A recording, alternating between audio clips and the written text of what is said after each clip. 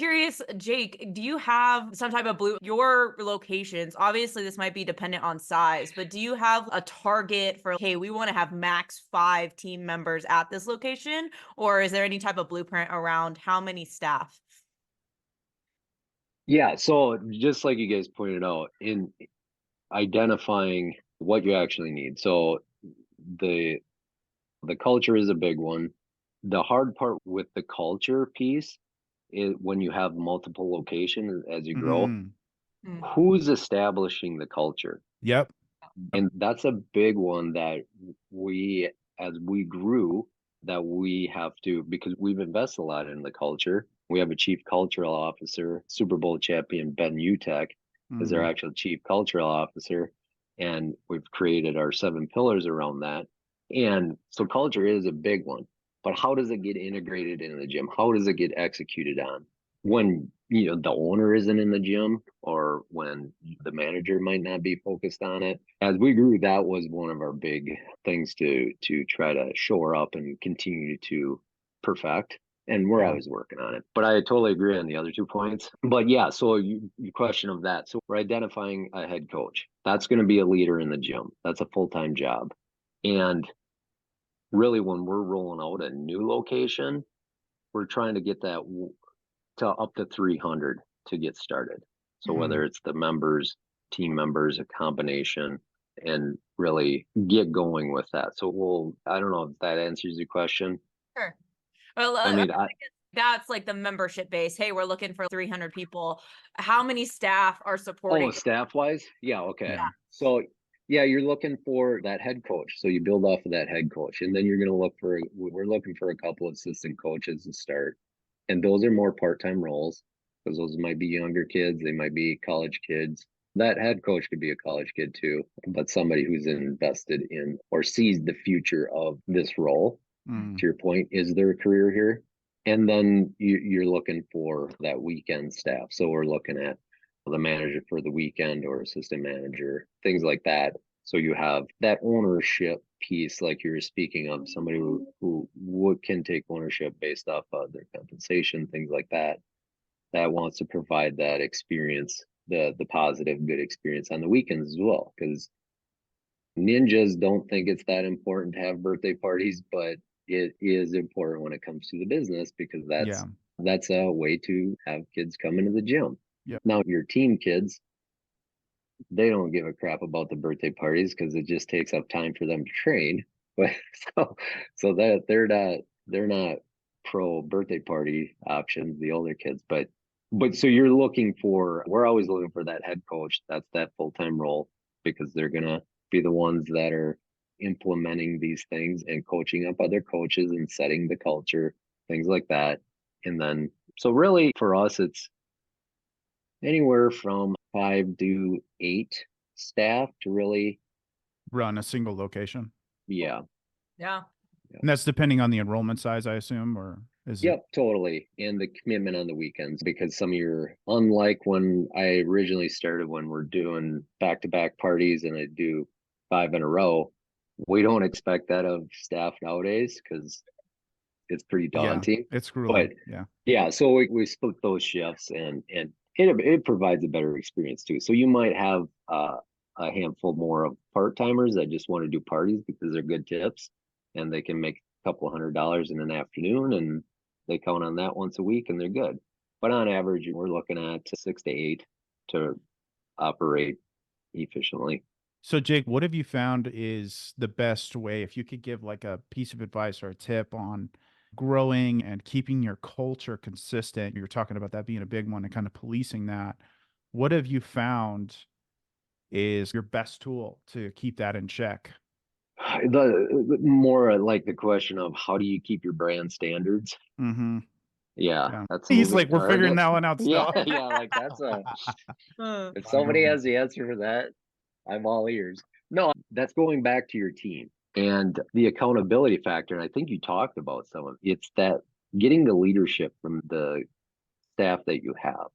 And Yeah. if if it's not about the knowledge of ninja in this business, because hiring hiring a elite ninja that's been on the show 5 times and they're they're known throughout the ninja industry and you hire them on as a coach, but that doesn't necessarily mean they're that good a coach or a Sure. communicator or Totally. connector.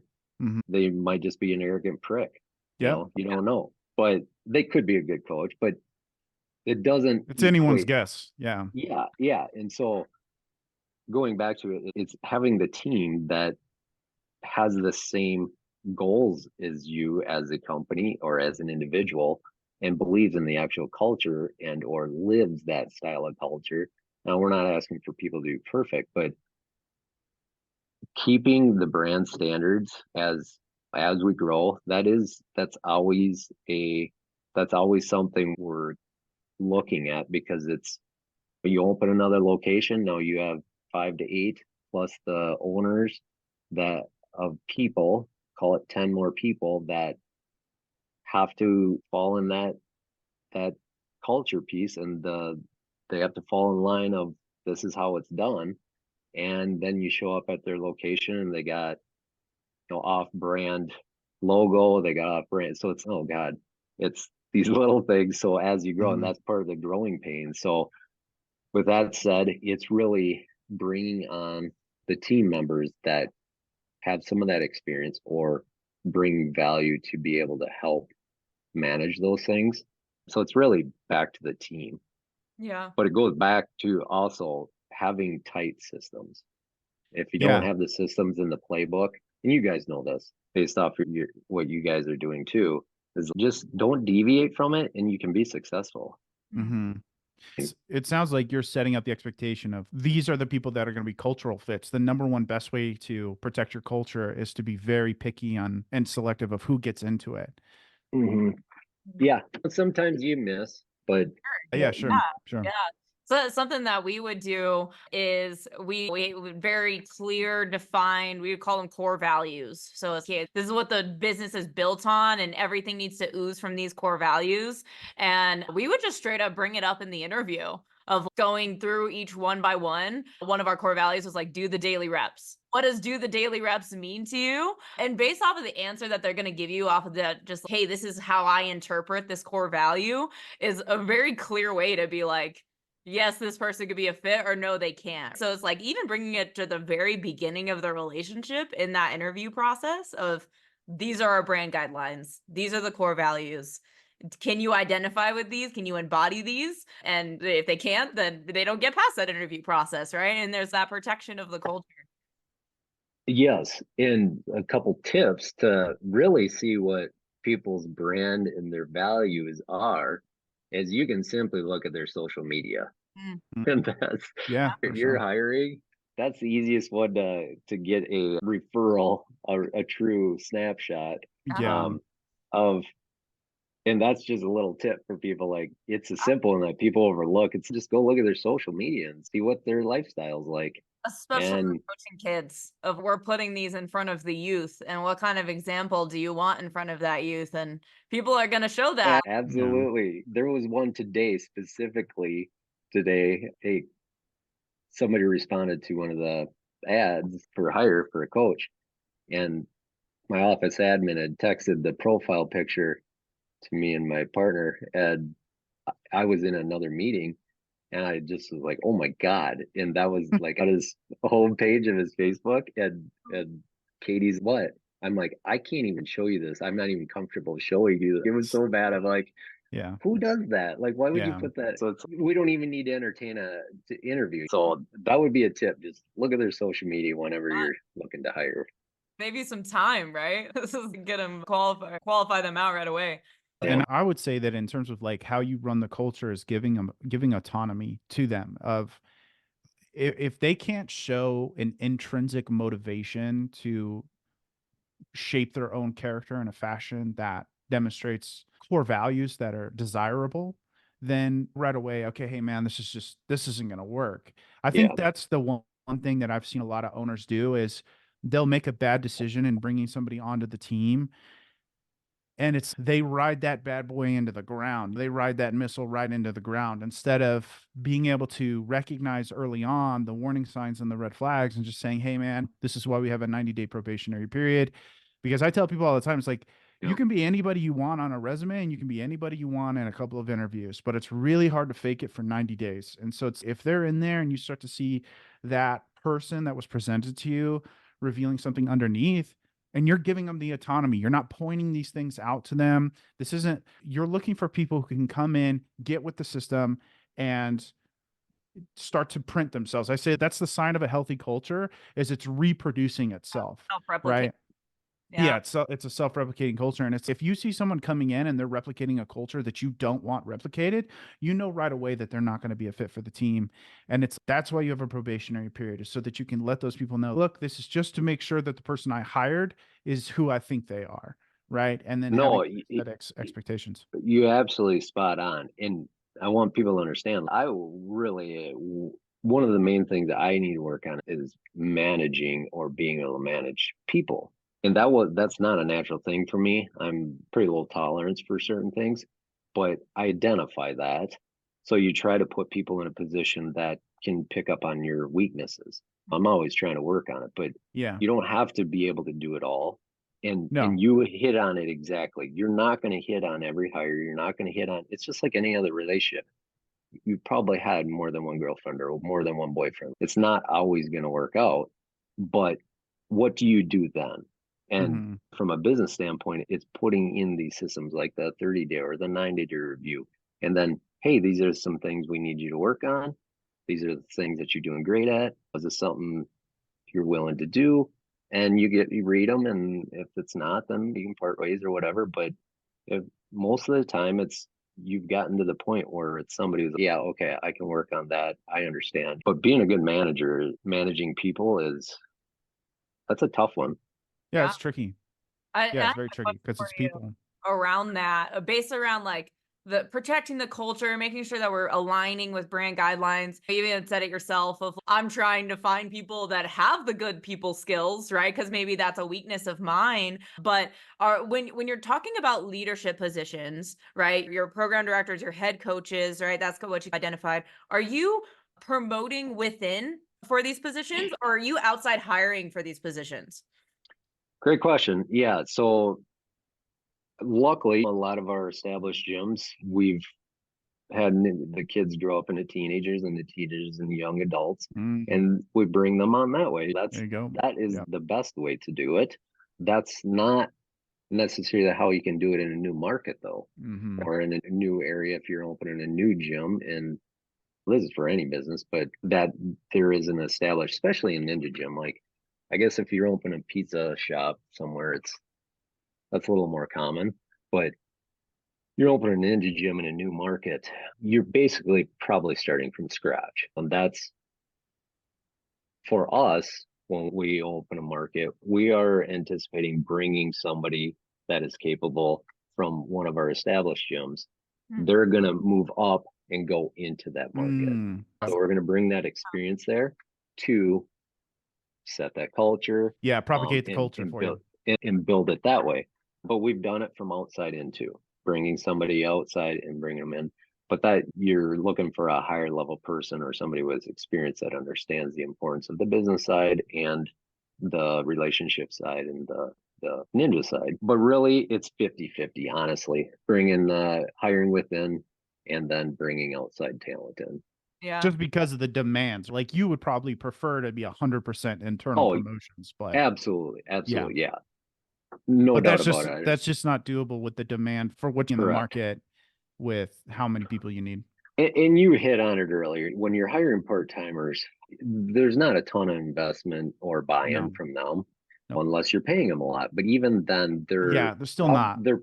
They're probably part-time because they're working on their college degree or they're still in high school and then they're going to go to college. There's not saying we have a lot of turnover because it's just a lot of turnover. It's just when you have that younger part-time staff or younger staff, they're still finding their journey in life.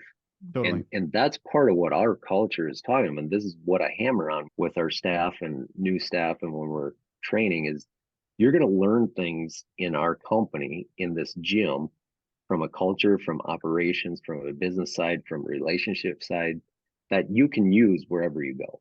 Yeah. So look at this as an opportunity to grow your personal brand. Mhm. And that's what these youth need to understand is, and this is what I hammer on them in regards to being an owner is if if you go to another gym or go to another job Mhm. and you can say, hey, this is my first job that I ever had, and this is the actual CEO or the founder of the company, and he's my referral, call him, and I give him a good review, they're hired in a second. Yeah. And you know what I'm saying? And that's what we try to instill is your buy-in is looking at trying to build your future. It's we know you're going to be here part-time because you're going off to college in the fall or whatever it is. Use this next year to build yourself, build your personal brand and your actual personal credit. So when you go to across the country, you can get hired wherever you want to get hired, clearly within reason. But that's what the younger this is part of what we're trying to instill in giving the value to these Yeah. kids. That's invaluable to have a top reference. And some of them it just goes over the head, yeah, okay, dude, whatever. And then some are like they literally change overnight and Mm. they Yeah. show up and they do their job and they do it better and they're doing everything like Yeah. awesome. We You, always had this mantra around you either grow people up into the yeah. company or you That was grow one them thing. out of the company. And Yeah. both pathways are okay. Whether you're going up or you're going out, it's okay. But I've always taken a lot of just personal achievement in seeing these just our old sales guy, Luis, right? Like he just comes to mind of we were able to really teach him a lot of these like skill sets of how to book appointments, how to talk on the phone, how to assume close people, like these types of things that you can use in all types of industries. And he eventually was able to outgrow that position and go into a high paying sales job for a software company. And that's amazing to see. I want to see them grow and I want to see them grow either out or up. I would love to keep you in and up if that's what you want. But if you grow out and you're able to take those skill sets into a new position, that's just growing people and helping. I think, Yep. especially you said, we're knocking on this with the youth. And I think that's something that, like these people are really trying to grow their skill sets so that they can go and you said your personal brand, they could grow into a Yeah. better. And I tell people that it's okay if you find someone who is wanting to grow out of the business when the job is just a means to an end for them. It could be it's in your benefit to recognize that sooner rather than later and embrace it. Create an exit strategy with them. Hey, you're going to cover Yep. classes for the next 6 months. We're gonna have your final shift be this time, and it's now okay, cool. I have 6 months to find the replacement, as opposed to I hope I change their mind or we'll see. And then it comes and then they leave. And then you're sitting there, man, I thought they were going to Yeah. commit to me. And it's, dude, Mhm. you knew the writing was on the wall. They're like, hey, I needed the paycheck. I'm here part time. I'm going to school. I want to be a paramedic or something like that. And so it's okay, cool. When is one of your time frames? And so it's if they Correct. can't see a future in your company, you need to just get over that, embrace the fact that they want to transition out and be like, look, I need the coach right now and I need the time to find the replacement. So it's you have 6 months to find a really good person that ideally will be someone you grow up into the company instead of out. But it's okay to have someone who is a temporary piece in the business and it works for Absolutely. everybody. But just be aware of that reality sooner rather than later. Embrace it and don't treat them like a redheaded stepchild because they're important to your business for right now. They're important in relationship, and you never know. Maybe they go work that job. They're like, this sucks, and they want to come back and fully commit to you and your business and the opportunities you have for them. But now they won't do it because you were such a jerk to them before they left. Yeah. Yeah. It and with that said, 30% of the time, if not more, they end up coming back because Mm. they're Yeah, that's a young. good They have point. dreams, they're going to go here, and then the world chews them Smacks up, them spits around. them Yeah, out, and then they're like, "Shit, that was brutal." terrible. So, Yeah, hey, and then you welcome them back. And with that said, that's perfect. It's the communication piece of knowing, hey, your manager's working with the staff, like understanding, hey, Sarah's going to be gone or Billy's out yeah, in 6 months. right. We need to start planning. We need to, Exactly. Now, and what you want. You're successful, or that coach has been successful when staff are sad they're leaving, Mm. yeah, and totally. and that's okay. It's just stay ahead of it, like you're saying. Be proactive, and don't assume young staff are going to be around forever because Yeah. they're usually not. Well, You and don't insult them and be like, "Oh, this is Right. totally something your generation would do." It's yeah, the you millennials. Yeah, yeah, Right. I can't stand that, man. This mentality that people will get of just generational blaming. It's like even if it is true, I'm not saying all of the allegations are false, but even if they're Yeah, true, totally. it's like crying about the world having sin and brokenness in it. It's dude, it's reality. Now we have to deal with that. We Yeah. can't just sit there and be like, it should all be better than this. It's okay, fine. But to me, it's this is what you have to work with it. That's the entrepreneurial journey. Is like this is what you've got. Make it work. And that's what I was saying is not all of your coaches are going to be passionate about the No, actual ninja, but right. you can get them bought in by going, no, no, you're learning skills here on how to communicate.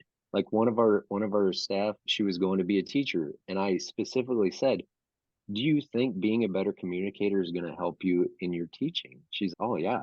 For I'm like, sure. work on that. Right. Make that your goal tomorrow on your shift. Try to communicate better. Try to speak to parents because she was younger, and for younger adults, they're not used to communicating with parents in the sense that they're not a parent themselves. They don't Sure. understand a lot of it. Like it's just not relatable. So work on that.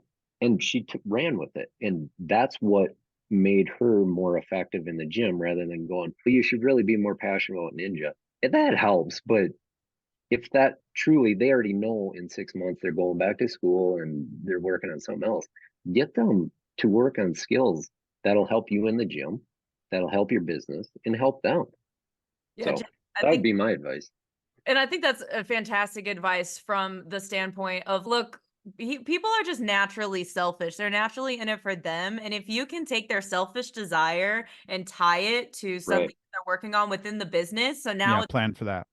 scenario, I think that is huge for people. Look, what do they want about life or out of life? Right. What kind of skill sets are they trying to grow? And I think that this brings up a really important piece. Here's another question for you is this all stems around clear and open communication channels, right? Because a lot of coaches are going to maybe harbor the fact of, oh, I don't want to let them know I'm leaving in 6 months and I need the job and Mhm. maybe they're going to let me go or whatever it is. And then it just gets sprung on these gym owners. Ah, here's my 2 weeks. And they're like, ah, I wish I would have known. And it's like, did you ask? Did you have the opportunity? So I guess the question is like, what systems or what kind of things do you have in place in your business right now that speak directly to like the communication channels? Is there weekly meetings? Is there That's one-on-one yeah. meetings? Like, what does that look like? No, that's a great question. This is something like when you're dealing with a lot of staff and chain of command, there's probably 1,000 books written on it, but that is something we've been working on too, because that's part of growing pain. Um, you have a manager leave a gym and now they've had personal Mm, relationships with the yeah. staff, and now the staff are like, new person comes in, they're like, this guy doesn't know or this gal doesn't know anything about ninja or blah blah blah. So they got to earn that respect and they got to earn that trust. And if they're not particularly the best manager to do that, it's a problem. Mm, Part of it is establishing those leaders in the gym. Going back to what we're talking about in regards to that head coach, that's going to be a leader in the gym. So they're the ones that filter it down to the other coaches. That might be the part timers, whatever it is. And then you have the assistant manager and the manager or a variation of that. And they're going to roll the head coach can roll it up to them. And if there's things that are going on or issues or good things, whatever it is, and then it can come up to the ownership from there. But really for us, you don't want to bog everybody down in meetings. You brought up meetings like, Yeah. but we don't bog them down, but we do have meetings. So Sure. you know Sure. the Sure. Sure. the, Yeah. the coaches might hop on a call, the managers will hop on a call, and we have certain team meetings every couple of weeks, things like this. But when you have and that's part of it. I'll give you a specific example. So we had a coach who's been around for a long time. He's a pro ninja, and he only helps on like part time for 4 or 5 hours on one evening for one of our advanced classes. And he hasn't really been plugged in, and he doesn't get much reps with other staff and stuff like that. So he does his shift and he coaches whatever and goes competes on the weekends and whatever. But he's not getting informed. He wasn't getting informed the best he should have been. And so he felt like there was just a huge breakdown.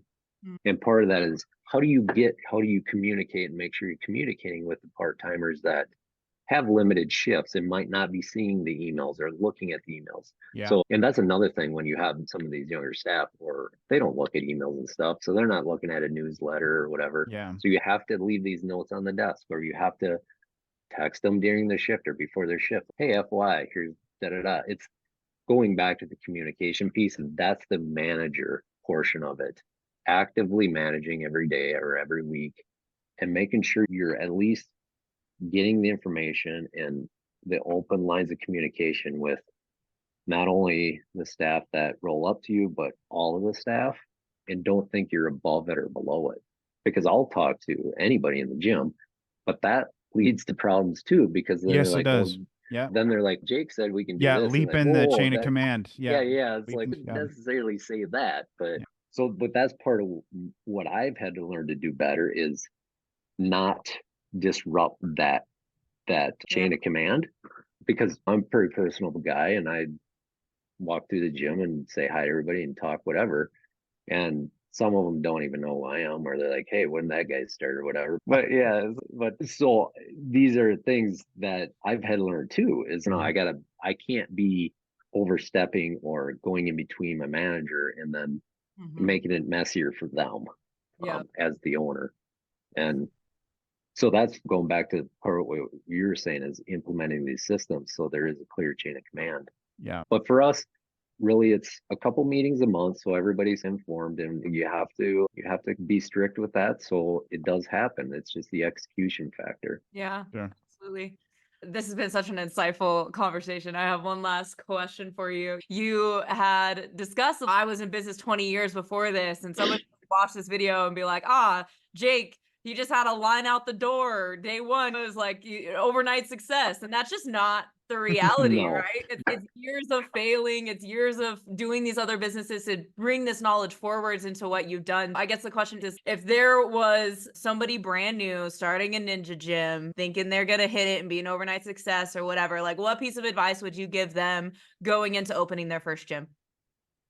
Besides just buying a Conquer Ninja franchise, I would say buying the systems. No, just going into business. Yeah, that's a great question. It would be, again, it's the team or having a good support system, but in all reality, additionally to that, it would be, God, that's a good question. I guess is it their passion? Is this something they really want to do? Because you got to be passionate about a certain aspect of whatever business it is you're going to do. And whether so if it's Ninja or the business of Ninja, you need to be passionate about business itself or Ninja, because you need to care, or you need to be passionate about making money, maybe, because there needs to be something that continues to drive you to success.